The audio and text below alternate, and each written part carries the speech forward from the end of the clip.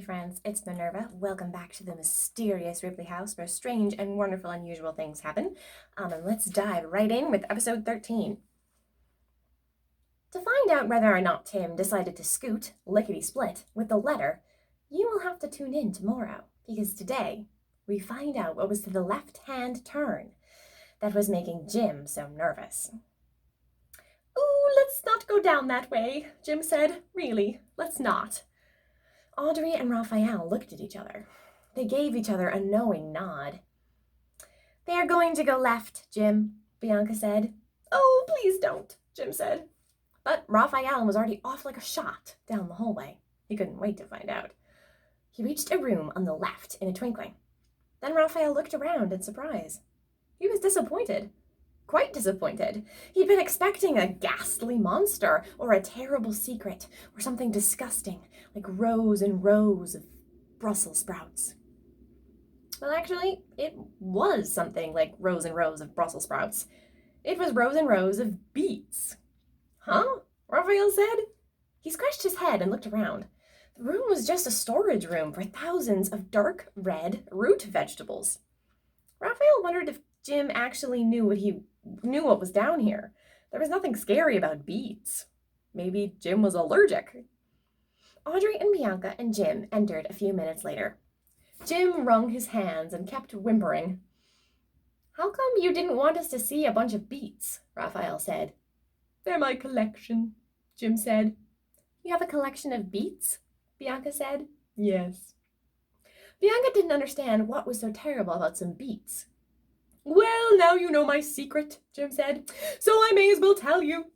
Vampires aren't scary. They aren't even remotely dangerous. We vampires say that we drink blood so that you'll think we're scary and leave us alone." "You don't drink blood?" Audrey said. "No," Jim said. "No vampires do." "What do you drink then?" Bianca said. "Beet juice," Jim said. "Vampires live entirely off of beet juice. It's very nourishing. Someone thought it looked like blood once and started a rumor, and then we just let it stick." Jim sighed deeply. "Now you know my shame. I am not scary at all." "Wait, but why do you sleep in a coffin?" Bianca said, "and walk around in a coffin?" "To seem scary," Jim said. "The trouble is, I'm very shy, and I wouldn't know what to do with friends if I had them. I prefer people leave me alone." Just then, from across the basement, they heard a yell. "Tim!" Audrey cried. "Was that Tim?" Raphael said. "Either way," Bianca said, "somebody's in trouble." All right, friends, that is the end of today's episode, and you now have a choice to make. Hopefully the group will get reunited soon, but for now, you have to decide, should the three of them and Jim run towards the sound of the yell? Because remember, it might be Tim, but it might be something else completely.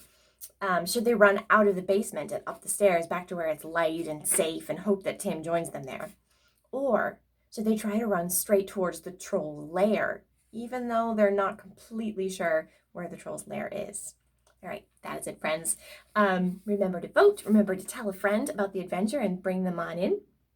And then your mission of the day is to make a puzzle. And you can do that by either drawing a drawing of your own. You can find a really nice picture from the magazine, like maybe a photograph of a tiger or something. And then you can either glue that to some cardboard and cut it up into a bunch of little pieces, or you can just cut the piece of paper itself up into a bunch of little pieces. You could maybe even write a fake letter as part of a mystery, and then cut the letter up. And pretend that you're a detective piecing the letter back together and trying to solve part of the crime. But anyway, that is your mission for the day, is to make a puzzle all on your own and try to put it back together again, or challenge some of your family members to put it back again for you. But that is it, my friends. Please stay active and please stay engaged. Have a wonderful rest of your day, and I will see you guys tomorrow.